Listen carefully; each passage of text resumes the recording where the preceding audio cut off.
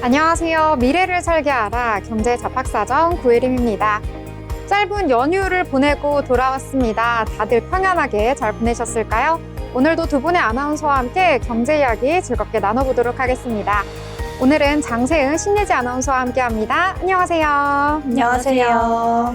네, 그러면 미증시부터 먼저 분위기 살펴보고 넘어가도록 하겠습니다. 우리 증시는 쉬어가는 흐름이었지만 이 미국 증시는 원활하게 원래 흐름대로 흘러갔던 상황이었는데요.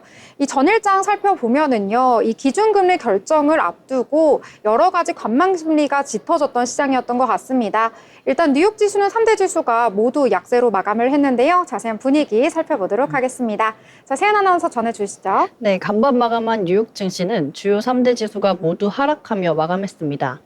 미국과 중국의 합의 기대감에 환율을 급락했지만 여전히 관세 협상에 대한 불확실성이 시장을 압박하는 모습입니다. 그럼 먼저 지수부터 살펴보겠습니다. 다우지수는 0.95% 하락한 4829포인트로 거래를 마쳤고 나스닥 지수도 0.87% 떨어지며 17,689포인트로 장 마감했습니다. S&P 500 지수 역시 0.77% 하락한 5,606포인트에 마감했습니다. 미국과 중국의 무역 협상 기대감은 컸지만 관세 협상에 뚜렷한 진전이 보이지 않으면서 투자자들이 매도 우위로 돌아선 모습이었습니다. 글로벌 이슈 함께 보면서 더 자세한 내용 알아보도록 하겠습니다. 미국과 중국의 무역 협상 기대감이 고조되면서 원달러 환율이 1,370원대로 급락했습니다. 미국 재무장관과 무역대표부 대표가 이번 주 스위스에서 중국 측과 무역 협상을 진행한다고 발표했는데요. 트럼프 대통령도 중국이 협상을 원하고 있으며 곧 주요 교역국들과 무역 합의가 이루어질 것이라고 밝히면서 협상 타결 기대감을 높였습니다.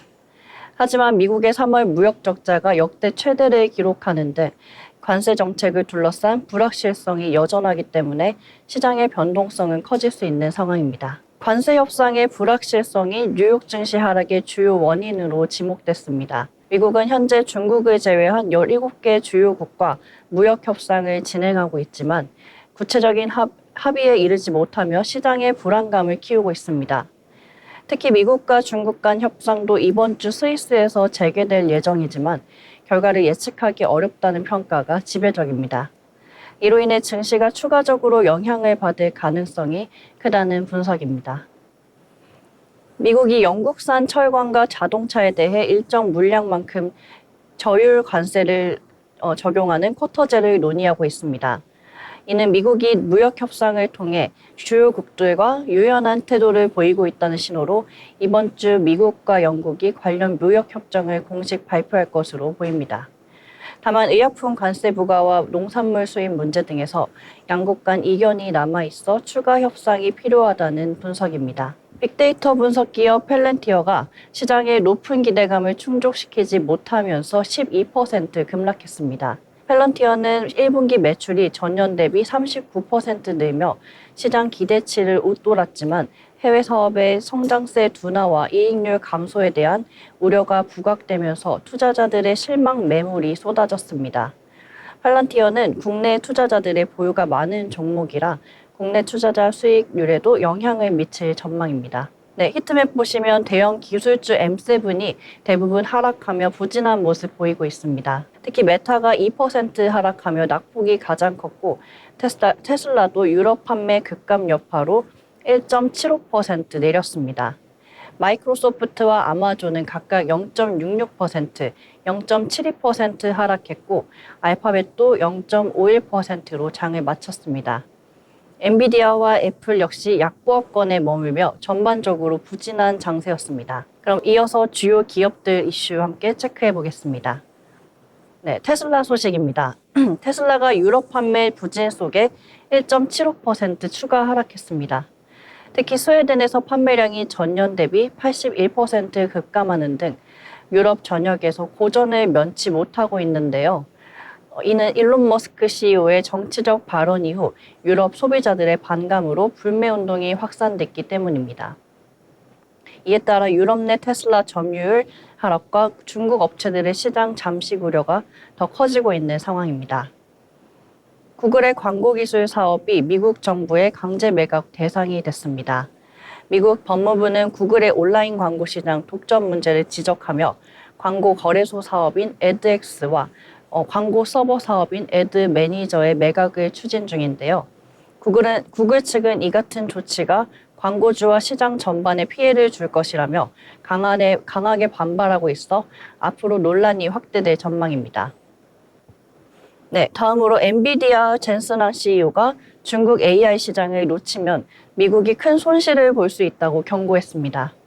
미국 정부가 중국으로의 반도체 수출을 규제하면서 엔비디아의 손실이 최대 55억 달러에 이를 것으로 예상되는데요. 황 CEO는 중국 AI 시장이 빠르게 성장 중이며 중국과의 협력이 미국에도 이득이 될 것이라며 강력한 경고 메시지 던졌습니다. 네, 애플이 이르면 내년 9월 첫 폴더블 아이폰을 출시할 계획입니다. 폴더블 아이폰의 예상 가격은 약 2,000달러에서 2,500달러에 달할 전망인데요. 갤럭시 Z 폴더와 같은 책 형태로 출시될 가능성이 높으며 한정판으로 소량만 생산될 수 있다는 관측도 제기되고 있어 관심이 집중됩니다. 지금까지 미증시 마감 시황 전해드렸습니다. 네, 미증시 내용 전체적으로 훑어주셨습니다. 국내 증시가 쉬어가는 중에도 미증시는 계속해서 흘러가는 모습 보였는데요. 자, 일단 간밤의 상황부터 정리를 해주셨습니다. 자, 이틀간 이제 FOMC 회의가 진행이 될 예정입니다. 이 시장에서는 금리의 동결을 예상하고 있는데요. 이 시장의 참가자들은 금리가 어떻게 결정될지 이것에 대한 향방보다는 파월 의장이 어떤 의견을 내놓을지 이 부분에 대해서도 주목을 하고 있거든요. 이 부분과 관련해서는 잠시 뒤에 또 한번 이야기 나눠보도록 하겠습니다. 자, 그러면 이번에는 기업에 대해서 이야기 나눠볼 시간인데요. 자, 예지 아나운서 어떤 기업 소개해 주실까요? 네, 오늘 제가 소개해드릴 기업은 메리어트 인터내셔널입니다. 여러분, 국내에 있는 메리어트 호텔 가본 적 있으신가요? 메리어트는 전 세계로 호텔을 전개하는 미국의 호텔 회사인데요. 나스닥에 상장돼 있으며 티커명은 MAR입니다.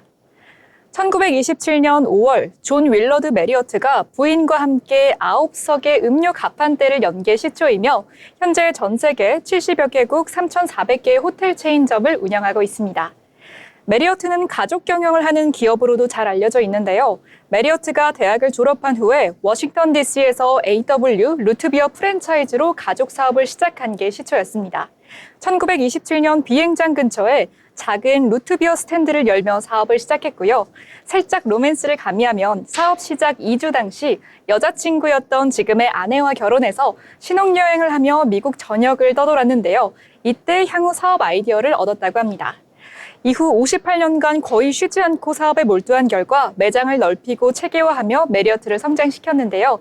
직원들과 함께 시간을 보내며 동료를 돌보고 고객을 돌보자라는 철학을 내세웠다고 합니다.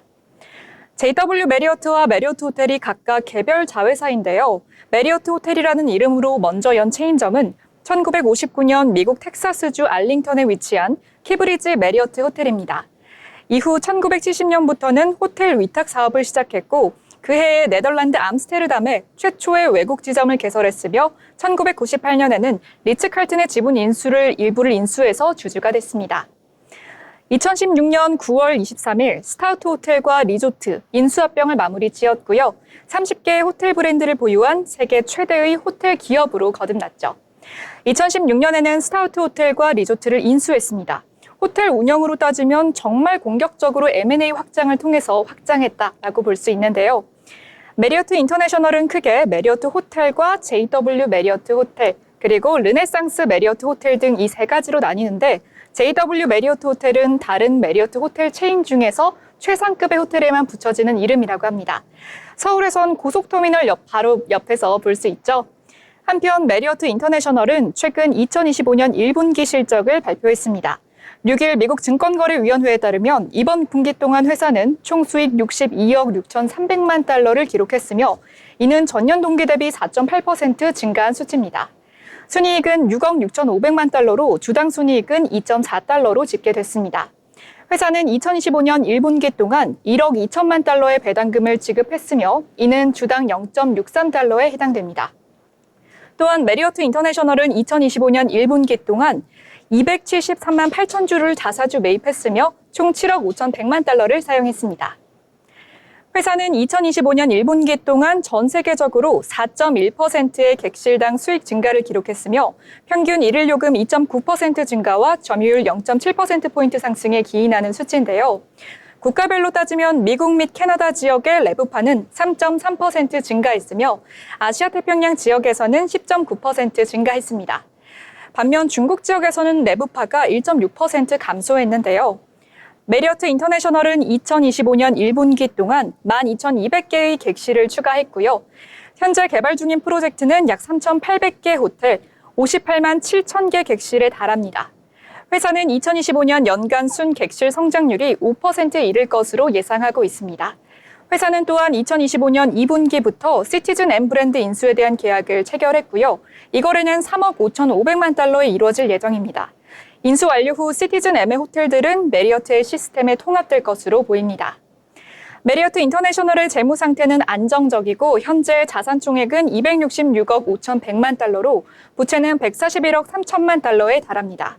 2025년 1분기 동안 6억 6,500만 달러의 순이익을 기록하면서 재무 건정성을 유지하고 있는 건강한 기업이네요.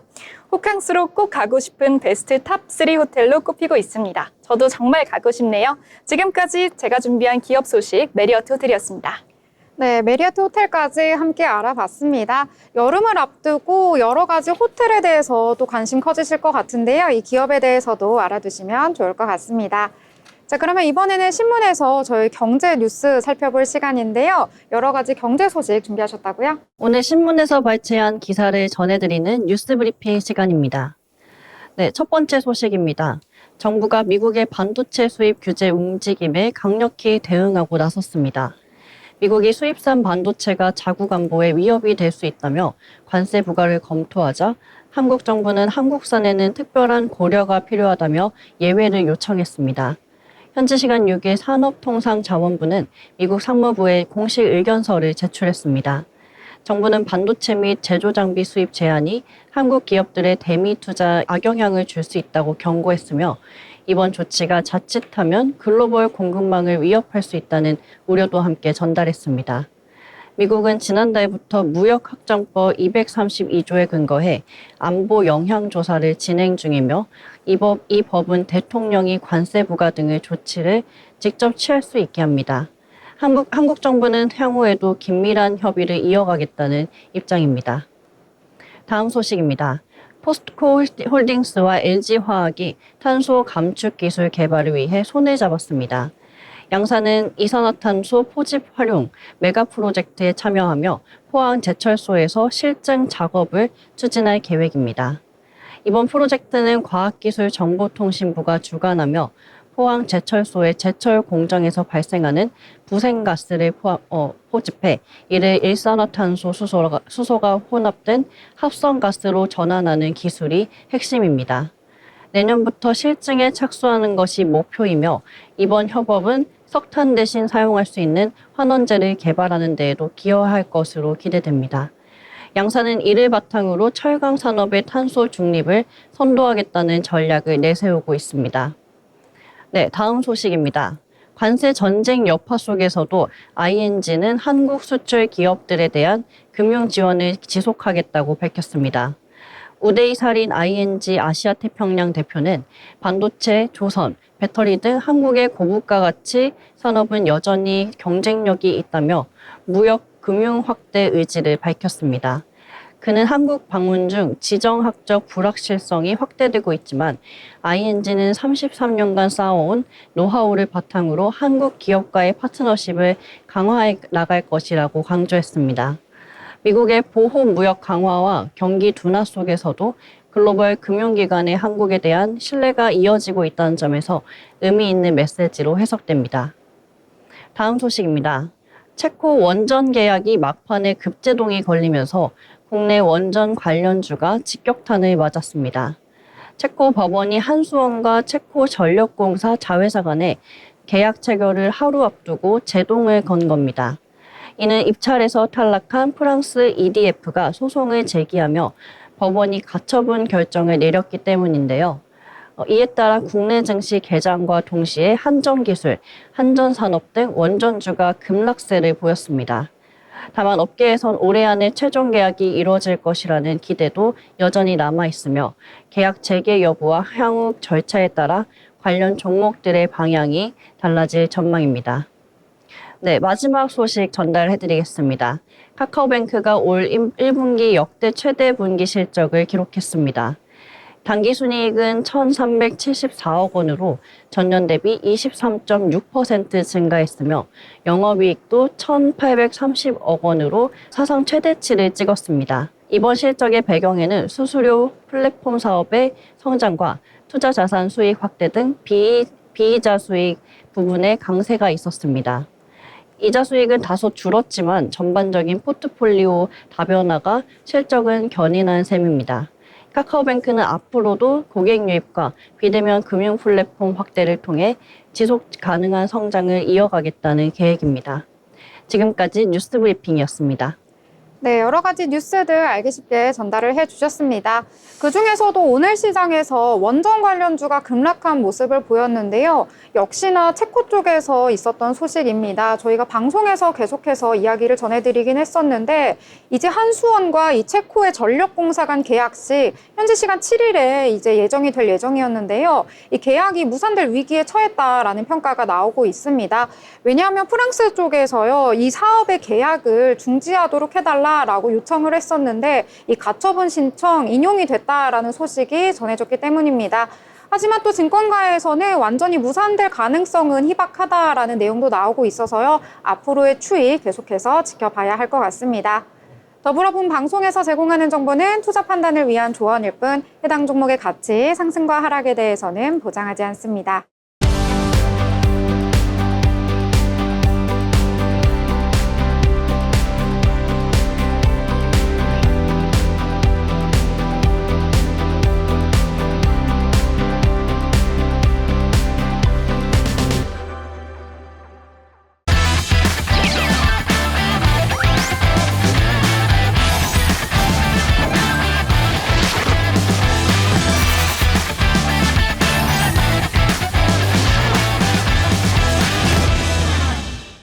네, 이번 시간은 돈을 잘 벌고 싶은 고수가 되고 싶은 아나운서들이 모여서 주식 이야기, 경제 이야기 함께 나눠보도록 하겠습니다. 자, 이제 연휴 동안에 돈을 많이 쓰셨을 테니까요. 다시 지갑을 두둑하게 채워볼 시간인데요. 오늘 장에 대해서 먼저 요약을 해보고 이야기 나눠보도록 하겠습니다. 자, 일단 미국과 중국 간의 무역 협상 이제는 타결이 될 것이다 하는 기대감도 있는데요. 이에 반해서 여러 가지 FOMC에 대한 경계감도 공존하고 있었던 시장이었던 것 같습니다. 제한된 상단을 보였던 시장이었는데요. 자세한 지수 분위기도 함께 살펴보도록 하겠습니다. 먼저 코스피 시장 같은 경우에는 전거래일 대비 0.55% 상승하면서 거래를 마쳤는데요. 장 초반에 고점 찍었었는데 이후에 이 상승 탄력 조금은 잃은 모습 보여줬습니다. 그래도 막판에 조금은 힘을 회복하면서 2,573선에서 거래를 마쳤는데요. 이 5월 들어서 코스피 시장의 수급 살펴보시면 그래도 외국인과 기관 쌍끌이 매수가 나왔다라고 볼 수가 있겠습니다. 이 외국인 같은 경우에는 3천억 원 넘게, 기관 같은 경우에는 800억 원 넘게 매수 우위를 보였다라고 보실 수가 있겠고요. 코스닥 같은 경우에는 오늘 조금은 등락을 보였던 하루였다라고 볼 수가 있겠습니다. 장 초반에 마이너스권에서 움직이나 싶었는데요. 그래도 후반 들어서 상승세 조금은 나타내주면서 강보합선에서 거래 마쳤습니다. 전거래일 대비 0.13% 상승하면서 722선에서 거래를 마쳤는데요. 이 코스닥 같은 경우에는 외국인은 매수, 기관은 매도로 대응하긴 했는데 그래도 물량이 크진 않았다라고 보실 수가 있겠습니다. 아무래도 코스닥 시장에서는 제약바이오 업체들이 큰 폭으로 급락을 하면서 영향을 미친 것으로 풀이가 되고 있는데요. 시가총액 상단에 위치한 종목들도 확인을 해보시면은요. 오늘 코스피 시장에서는 전체적으로 혼조세를 보였다라고 보실 수가 있겠습니다. 반도체 투톱 그래도 올라주는 모습 보였는데 삼성전자에 비해서는 SK하이닉스가 더 강세 보였다라고 보실 수가 있겠고요. 특히 코스피 시장에서는 하나 에어로스페이스 오늘 8%대 넘는 강세 보여줬습니다. 이 시총 현대차를 제치고 5위까지 올라섰다라고 볼 수가 있겠고요.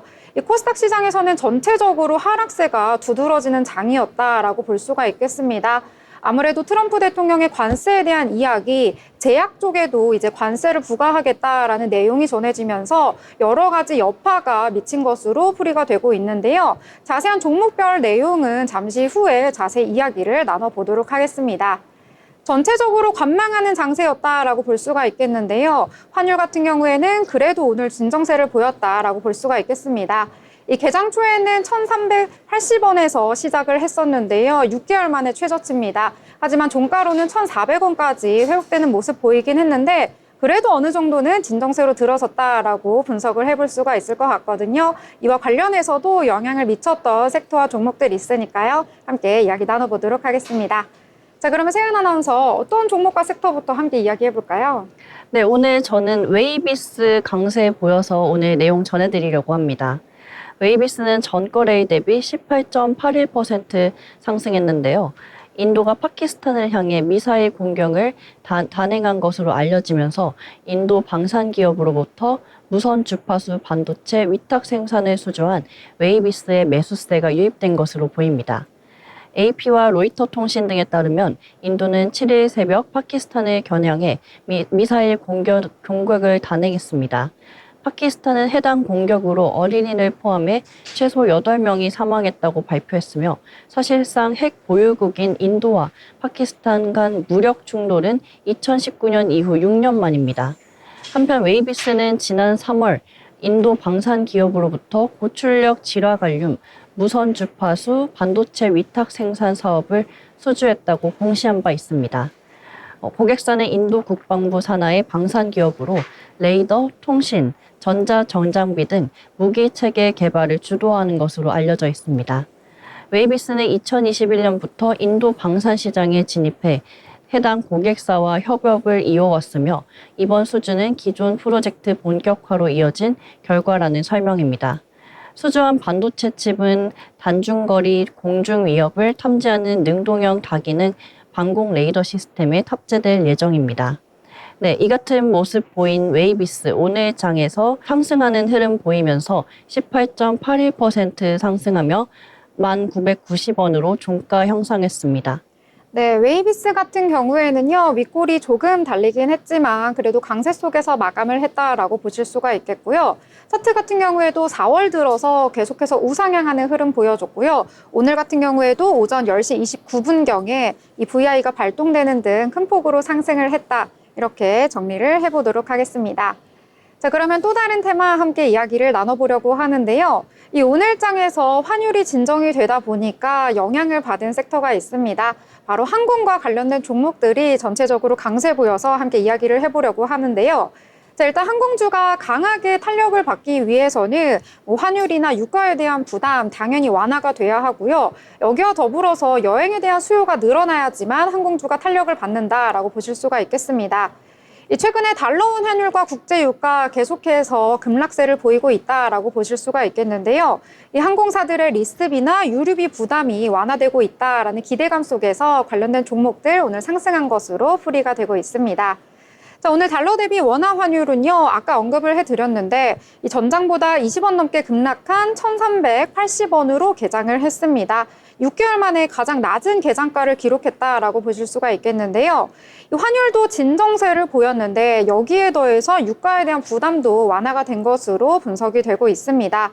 자, 이 배경을 살펴보자면은요, 왜 이렇게 유가가 진정이 되었나 하고 봤더니 이 뉴욕 상업거래소에서 서부 텍사스산 원유, 오펙과 아이펙 플러스가 다음 달에 원유 생산량을 41만 1000배럴 늘리기로 합의를 했다라는 소식이 전해지면서 배럴당 57.13달러의 거래를 마친 것으로 전해졌는데요. 이것도 마찬가지로 종가 기준으로 본다면은요, 2021년 2월 이후에 최저치를 기록했다라고 보실 수가 있겠습니다. 특히 리스트비나 유류비 같은 경우에는요, 달러로 지불을 하는 비용이 많은 항공사에 호재로 작용을 하는데요. 이에 영향을 받아서 항공주들이 오늘 강세 보인 것으로 풀이가 되고 있습니다. 또 이와 더불어서 MRO 쪽으로도 호재가 더해졌기 때문에 강세를 보인 것으로 분석되고 있습니다. 자, 이 미국의 MRO 사업에 대한 협력 기대감 지속이 되고 있는데요. 일전에 조선 쪽으로도 협력을 하겠다라는 이야기가 나왔었는데 이제는 항공 쪽으로도 더욱더 시선이 모이고 있는 것 같습니다. 이 미국의 국방부 관계자들 올해 초에 방한을 했는데요. 이 대한항공 등의 사업장을 방문을 했다고 합니다. 이 미국의 함정과 더불어서 항공 쪽으로도 여러 관심을 보이고 있다라고 볼 수가 있겠는데요. 자, 이에 따라서 에어부산은 7%대, 대한항공도 역시 7%대 상승을 했고요. 이 밖에도 여행 관련주들도 역시 강세를 보였다라고 보실 수가 있겠습니다. 자, 항공주 오랜만에 강세 보였던 하루였던 것 같은데요. 자, 이번에는 또 다른 내용들 함께 이야기 나눠보도록 하겠습니다. 이번에는 어떤 내용 함께 얘기해 볼까요? 네, 오늘 미 의약품 관세 관련해서 삼성 바이오로직스 가져와 봤습니다.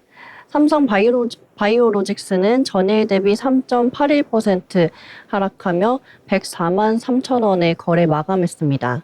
이번 하락은 트럼프 미국 대통령의 의약품 관세 발표 예고가 영향을 미친 것으로 풀이됩니다. 삼성 바이오로직스는 개장 직후 1.83% 하락 출발한 뒤에 장중 한때 4.70%까지 낙폭을 키우며 103만 4천 원까지 밀리는 등 변동성 보이고 있었습니다. 트럼프 대통령은 현지 시간 5일 향후 2주 내에 이 의약품에 대한 품목별 관세를 발표하겠다고 언급한 바 있으며 앞서 무역확장법 232조를 근거로 의약품 수입이 국가 안보에 미치는 영향을 상무부에 조사 지시한 점도 재차 부각되고 있습니다. 이에 따라 국내 바이오 업종 전반의 투자 심리가 위축되는 모습입니다. 증권업계에서는 의약품 관세 부과가 현실화될 경우 국내 주요 바이오 기업의 수출 불확실성이 커질 수 있다며 우려를 표했습니다.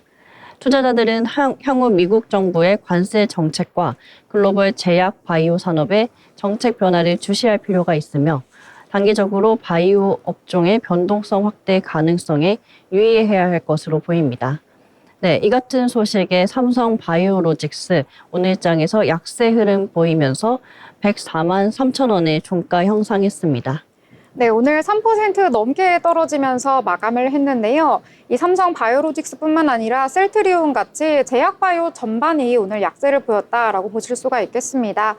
이 트럼프 대통령 역시 또 관세 이야기를 하면서 여러 가지 영향을 주고 있는 것 같은데요. 이번에는 의약품인 것 같습니다.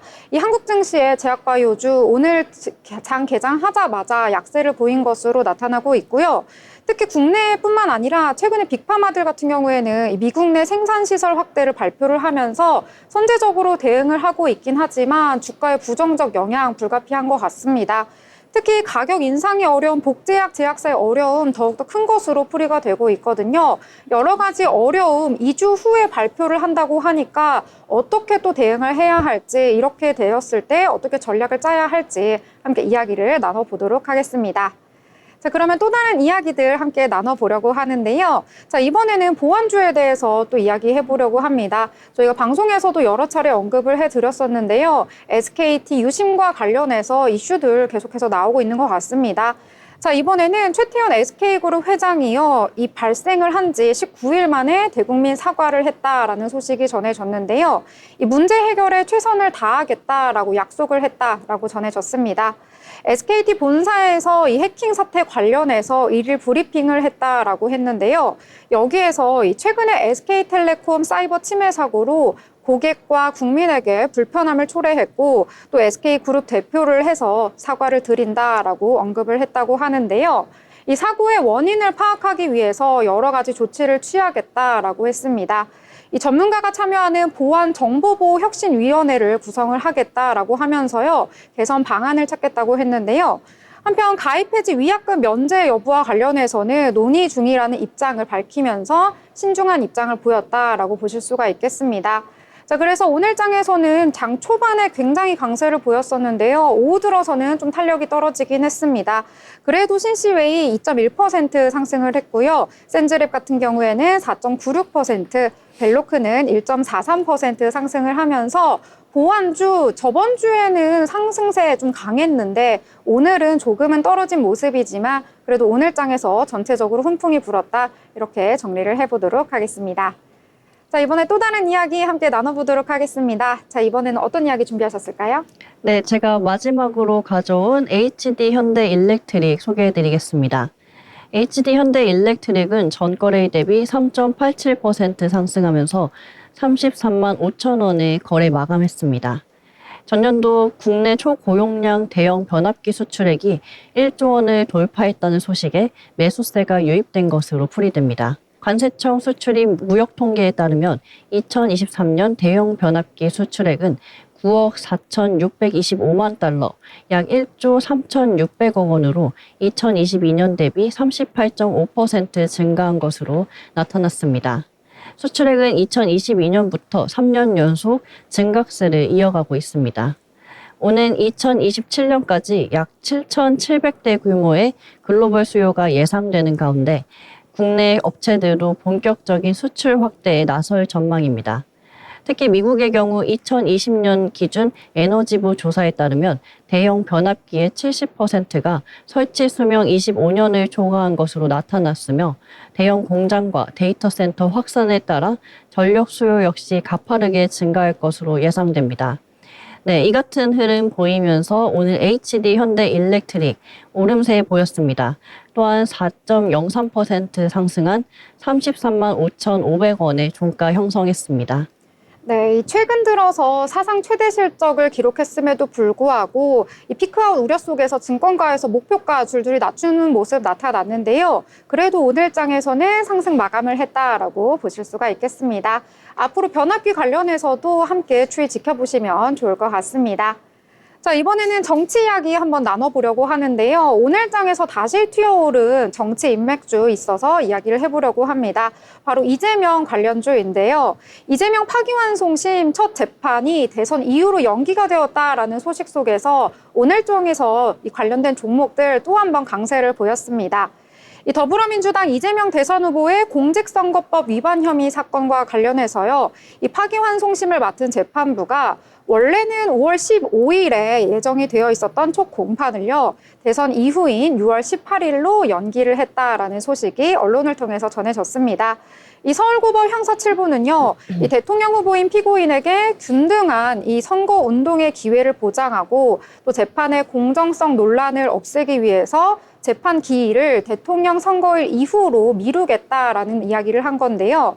이와 관련해서 이 민주당 수석 대변인 측은요, 이 공정선거를 위한 최소한의 조건이 갖춰졌다라고 하면서 이제라도 법원이 국민주권의 원칙과 상식을 맞는 판단을 내린 것은 다행이다라고 언급을 했습니다. 나머지 재판 역시 연기하는 것이 순리에 맞다라고 밝히면서요, 환영의 입장을 드러냈는데요.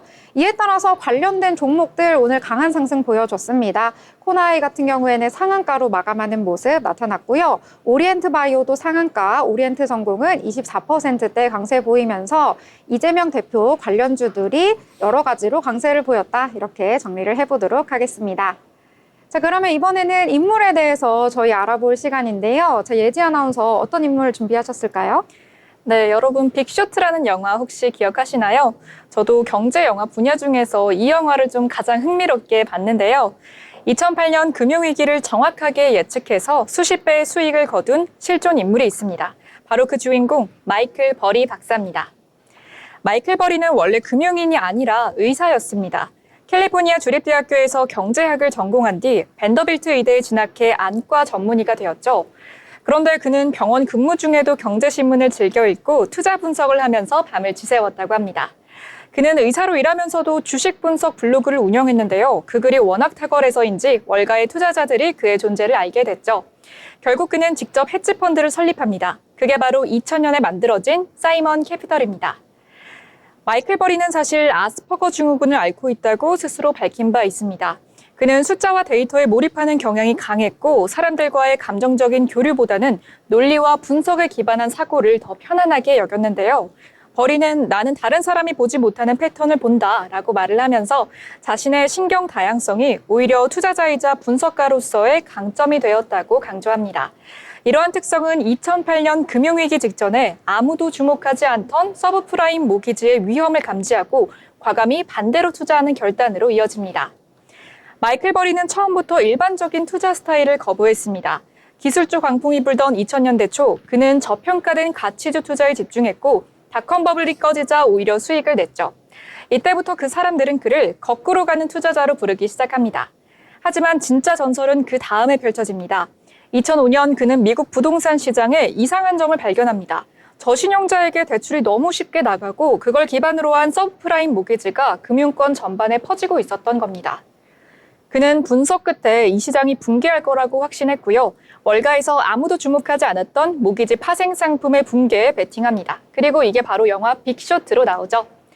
대형 투자은행들과 신용평가사는 모두 그를 무시하거나 비웃었습니다. 고객들조차 그의 판단에 반발해 투자금 회수를 요청했죠. 하지만 그는 버텼고 결국 2008년 리먼 브라더스 사태로 금융시장이 붕괴하자 그의 예측은 현실이 됩니다. 사이먼 캐피탈은 이 한 번의 투자로 약 8억 달러, 본인도 약 1억 달러를 벌려드립니다.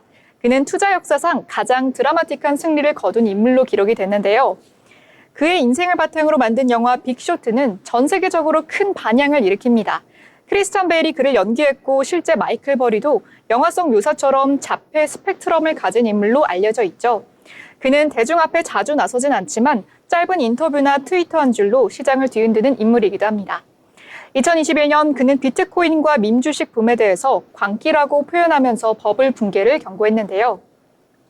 마이클 버리는 예측이 늘 맞는 건 아니었습니다. 테슬라 하락에 베팅했다가 크게 손해본 적도 있고요. 인플레이션에 대한 경고 역시 시기상조라는 평가를 받기도 했습니다. 지금 한국 투자자들 사이에서도 그의 이름은 무게감이 다릅니다. 고금리, 소비 위축, 반도체 사이클, 부동산 리스크 등의 여러 변수가 얽혀 있는 시기이기 때문이죠. 마이클 버리의 삶은 우리에게 한 가지 질문을 던집니다. 당신은 모두가 반대할 때도 밀고 나갈 수 있나요? 그가 누구보다 먼저 위험을 감지할 수 있었던 이유는 남들과 다른 시선을 가졌기 때문입니다. 그래서 지금도 많은 투자자들은 뉴스 속 숫자보다 버리의 포트폴리오를 더 궁금해하죠. 숫자보다 중요한 건 그 숫자가 어디서 왔는지를 의심하는 시선이겠죠. 지금까지 인물로그 마이클 버리였습니다. 네, 오늘 마이클 버리에 대해서 이야기 들어보면서 저도 빅쇼트라는 영화를 한번 봐야겠다 이런 내용이 생각이 났습니다. 자, 그럼 이번에는 리포트에 대해서 알아볼 시간인데요. 자, 세연 아나운서 어떤 내용 준비하셨을까요? 네, 글로벌 해운 패권 경쟁이 점차 격화되고 있는 가운데 국내 조선업계에 새로운 기회가 열리고 있습니다. 바로 미국 의회에서 초당적 지지를 바탕으로 재발의된 Ships for America Act, 일명 Ships Act 때문인데요. 이 법안은 단순한 산업 진흥을 넘어 중국 견제와 미국 조선업 부흥이라는 명확한 방향성을 갖고 있습니다. 오늘은 쉽스 액트 재발의와 국내 조선업 수혜라는 주제로 SK증권 리포트 소개해드리겠습니다. 쉽스 액트는 미국의 해운 조선업을 전략 산업으로 다시 일으키기 위한 법안입니다. 전략 상선단 신설, 해양 안보 신탁기금 조성, 세제 혜택 및 인력 개발까지 단순 지원 수준을 넘어선 종합적 산업체계 복원을 목표로 하고 있습니다. 특히 이 법안은 민주당과 공화당 일부 의원들이 공동 발의한 초당적 법안이라는 점에서 의미가 큰데요. 이는 단순히 정책적 움직임에 그치지 않고 중국, 조선 해운업 제재를 제도화하는 출발점으로 평가받고 있습니다. 이러한 법안이 현실화될 경우 국내 조선업계에도 구체적인 수혜가 기대됩니다. 우선 단기적으로는 HD 현대미포의 수혜 가능성이 부각되는 상황입니다. 전략 상선단이 MR 탱커, 자동차 운반선, 중형 컨테이너선 위주로 구성될 가능성이 높은데요. HD 현대미포는 해당 선종에 특화된 건조 경험과 수주 경쟁력을 보유하고 있어 가장 빠르게 발주 수혜를 기대할 수 있는 기업입니다. 중장기적으로는 하나오션이 핵심 수혜주로 주목됩니다. 바로 미국 본토의 필리조선소를 보유한 유일한 국내 조선사이기 때문인데요. 2030년 이후 전략 상선단에는 미국 내에서 건조된 선박만 편입 가능하도록 법안이 설계되어 있어 향후 미국 내 LNG 운반선 등 고부가 선박 건조에서 강점을 가진 하나오션이 정책적으로 인센티브를 적극 활용할 수 있을 것으로 기대됩니다.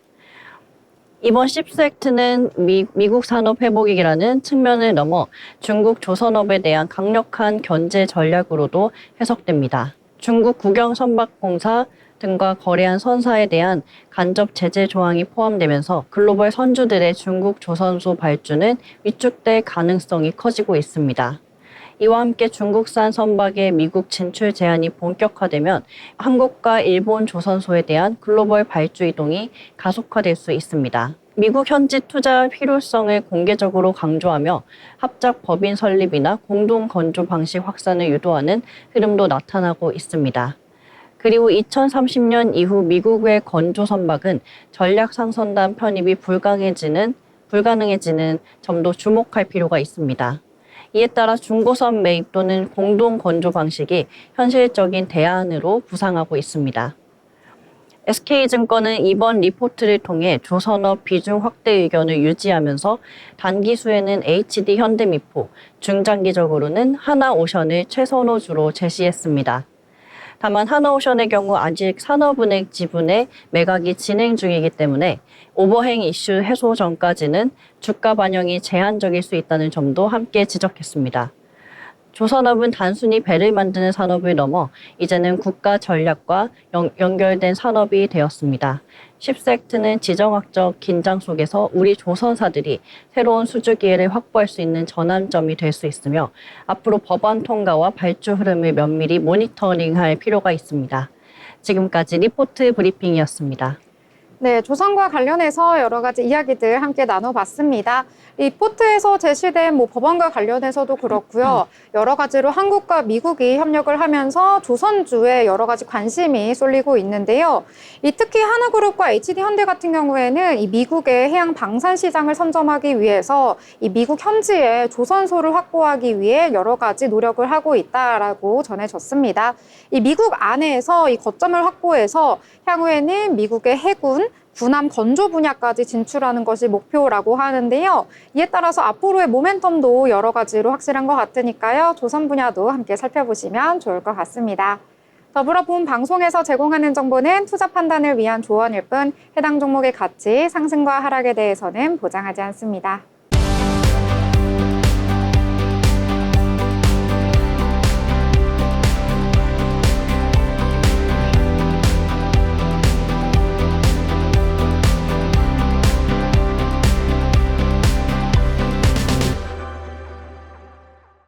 한 주간의 코인 이슈를 전달해드리는 위클리 코인 브리핑, 아나운서 장세은입니다. 이번 주 암호화폐 시장에서는 비트코인이 미중 무역 합의 기대감에 힘입어 97,000달러 선까지 치솟으며 투자 심리를 자극했습니다. 이더리움은 전주 대비 약세를 보였지만 여전히 1,800달러대 가격을 유지했고 XRP는 활발한 네트워크 활동 속에 2달러대를 굳건히 지키며 강세 이어갔습니다. 먼저 주요 3대 암호화폐 시황입니다. 2시 30분 기준 비트코인은 현재 96,357달러로 전주 대비 2.13% 상승했습니다. 이더리움은 1,826달러로 역시 소폭 상승했고 리플은 2.136달러로 상승세 보이고 있습니다. 다음으로 이번 주 암호화폐 주요 이슈입니다. 미국과 중국 간 무역 합의 가능성이 다시 고조되며 비트코인이 97,000달러 수준까지 상승했습니다. 글로벌 시장 불확실성 완화와 함께 비트코인이 안전자산으로 다시 주목받는 흐름입니다. 두 번째 소식입니다. 홍채 인식 기반 가상화폐 월드코인이 글로벌 규제 압박에 직면했습니다. 특히 인도네시아에서는 개인정보 수집 논란이 확산되며 월드코인 운영을 일시 중단한 상황인데요. 이슈가 장기화될 경우 월드코인의 신뢰성에 큰 타격이 예상됩니다. 마지막 이슈입니다. 한동안 급감했던 네트워크 활성 주소 수가 주말을 기점으로 급반등하며 시장 전체의 활동량이 크게 증가하고 있습니다. XRP는 이러한 흐름 속에 2달러 선을 지키며 지속적인 강세 흐름 이어가고 있는데요. 시장에서는 XRP의 추가 상승 가능성에 주목하고 있습니다. 계속해서 시장의 흐름 잘 살펴보시고 현명한 투자 판단 하시기 바랍니다. 지금까지 위클리 코인 브리핑 장세은이었습니다.